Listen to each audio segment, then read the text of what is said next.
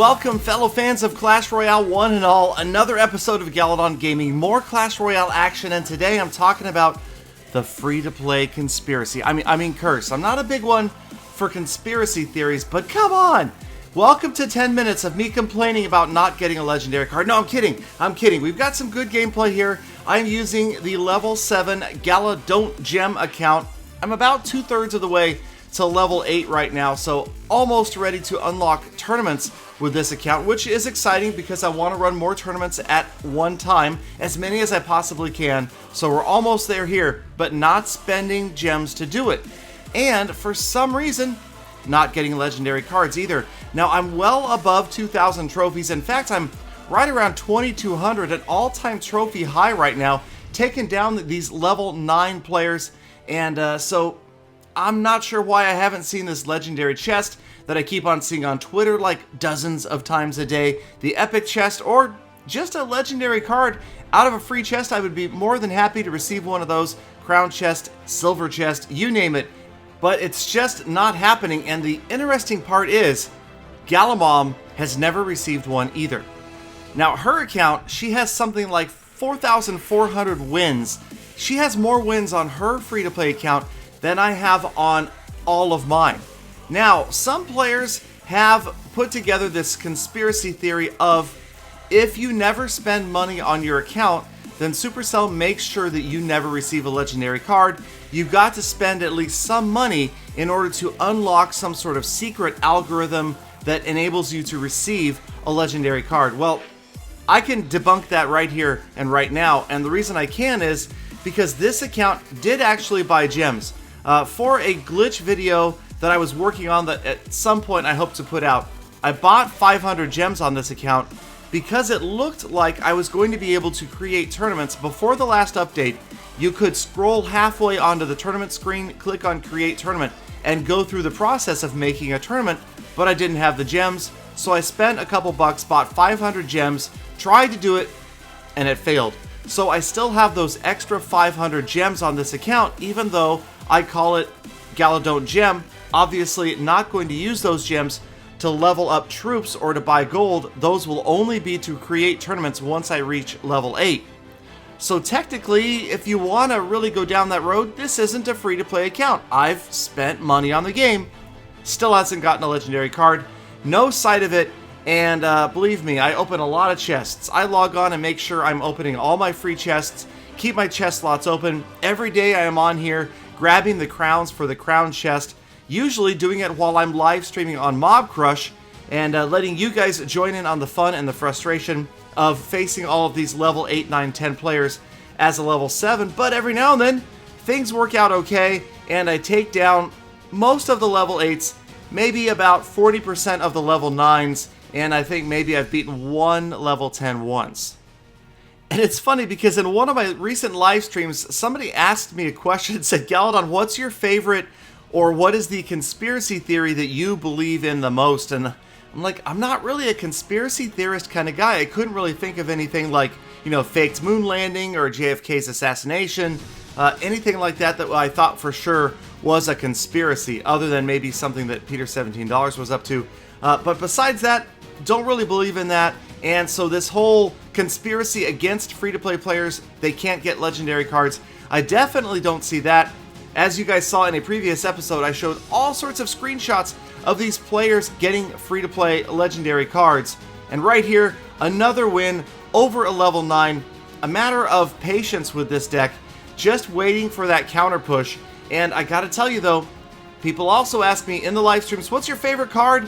Right now, it's the Goblin Hut. I love the Goblin Hut. Now, I love it down here at lower levels. Once I hit level 8, 9, maybe not quite as much, but right now it's such a versatile card. It draws in the Hog Rider, the Giant, the Balloon. It's that defensive structure, but it's also very offensive and offensive to a lot of other players as it trickles that 40 or 50 hit points of damage per spear throughout the game. Now this guy here dropping the Goblin Barrel on me, I was definitely not ready for the old Gobby Barrel right there. And as I start to work my way up to higher ranked players, as you can see, I'm facing legendary cards. I've seen some Sparkies. This guy's got a Miner, and definitely difficult, but doesn't make it impossible. Now that's the other thing about legendary cards. They're powerful, but they're not all powerful. You can't possibly say that you're always going to lose to a player that has legendary cards. Does it give them an advantage? Maybe a slight advantage to some of the legendaries. Ice Wizard, I think, is super powerful, very flexible, offense and defense like this guy has. The Miner, tough to counter. It gets in and gets chip damage on a tower almost every single time. And the Princess, also a great all-around offensive and defensive card. Wish I had him, but that's okay. Anyway, back to the play. Not going to focus. Here comes the Miner against my left tower. Barbarians go down, take him down quickly. Now, of course, because of the slightly longer deploy time of the Miner nowadays, it is possible, if you can anticipate which side he's being deployed on, it is possible to counter that Miner before they get any damage done, much like you can with a well-deployed troop counter the Goblin Barrel. Now there, I grab the tower with the Barbarians. Somehow, he decides to ignore those barbs, moves in. People with too much faith in that Goblin Barrel, let me tell you. And I know, because I use the Goblin Barrel a lot with the Galatroll deck, obviously the mirrored Goblin Barrel, super fun to use, and I've had a lot of success with it. But if you know it's coming, then you really are going to be able to counter it as long as you save a troop or a unit or a spell that's ready to counter that Goblin Barrel every single cycle. And that's a lot of the key to winning in these battles, is knowing when that cycle comes around. There, the Goblin Barrel came back. The Fireball was ready that time. The tower's already down. This battle is pretty much over. 30 seconds left. Another big push coming down the left lane. Twin Wizards aren't going to get the job done. He is going to run out of time, and I'm going to grab another chest that will not have a legendary card in it. But that's okay. Maybe it's just the old random number generator is working to my disadvantage. I mean, it's like when you go to Vegas and you're betting on roulette or blackjack or craps, you're going to have winning streaks and losing streaks. I'm just having a losing streak with this account that has lasted the life of the account. But I have faith. I will continue to play. Still, obviously, having a lot of fun with this deck and with this level account. I would say this has actually been more fun than playing on my maxed out account. When you're playing against slightly higher level players, you really have to play up. I'm not a super proficient player. I do make mistakes in pretty much every battle. You don't have to remind me down in the comments. Every single time people are like, Galadon, you do realize you're bad. I'm like, trust me, I've never said I'm good at this game. I'm not a pro at this game, far from it, but I am having fun. And speaking of having fun, a couple of my more favorite recent replays coming up right here where maybe the opponent not having so much fun. So we'll take a look at the same old Galadon gem deck. Any opportunity that I have to drop the Spear Goblin Hut, first or second card, I get it out there. I want to get that stream of Spear Goblins working, because as you can see, if they end up getting stalled at any point where I'm accumulating them, that is going to put together a big solid push with 2, 3, 4, 5, sometimes even 6 Spear Goblins working together. Here they move in behind the knight, just a couple of them. I'm going to squeeze in the hog early. This is kind of risky. Usually I save that push for a little bit later, but I figured I had an opportunity. I get in there, get a few hundred hit points off that tower. His mini P.E.K.K.A. took down my knight, well-timed arrows finished off everybody else, and suddenly my push is over.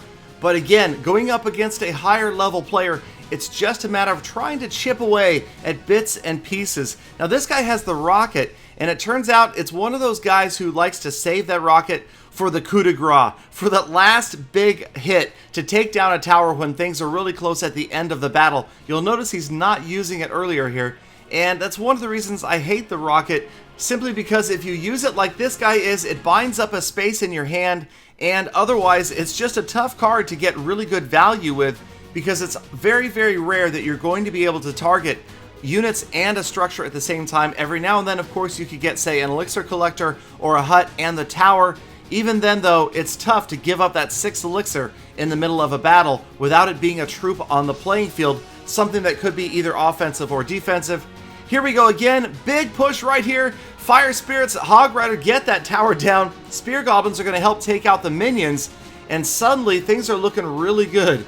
He drops in the Giant. He finally is going to put his Giant now for a push, but it's looking like it's a Giant all by himself, and that is big trouble. The Giant is only going to serve to stall those Spear Goblins like we were talking about earlier.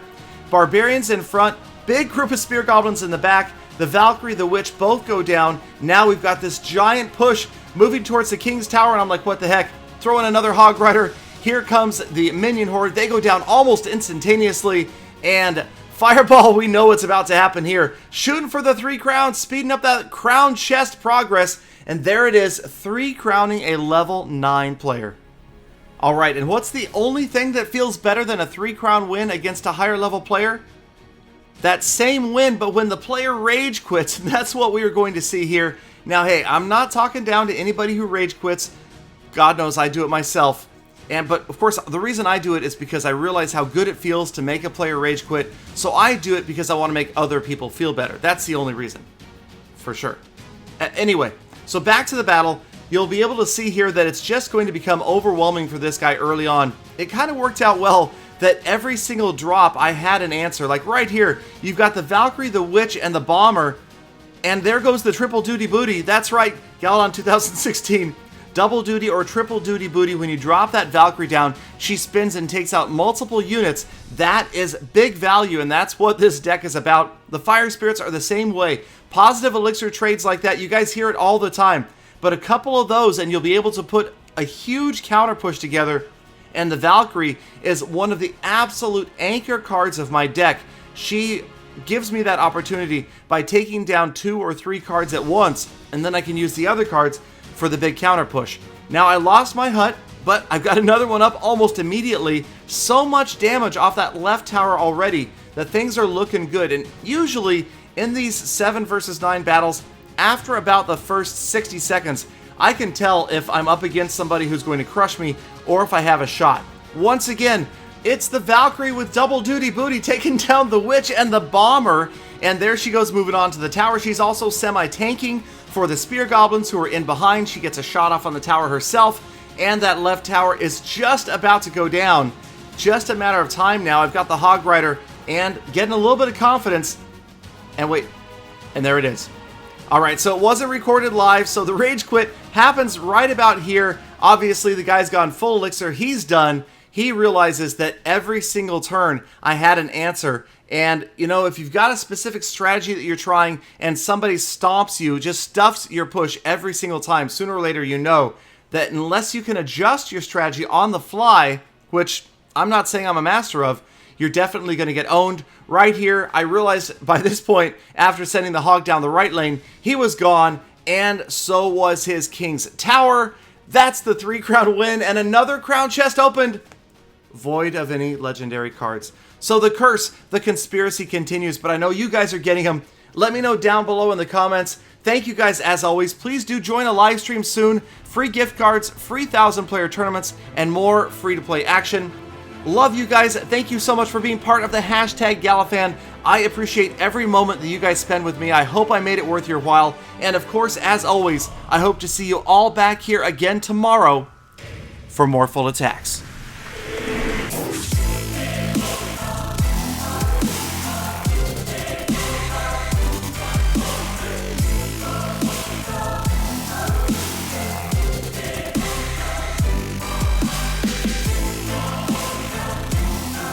And proving good things happen when Peter isn't around, here is a $25 US iTunes gift card, X7DMVTVQMLRW7R2Y, and a $25 Google Play gift card, 35N1LZR3SYUAXAT01NET. Thank you guys, and more coming in the comments, and of course on mobcrush.com every single day. See ya.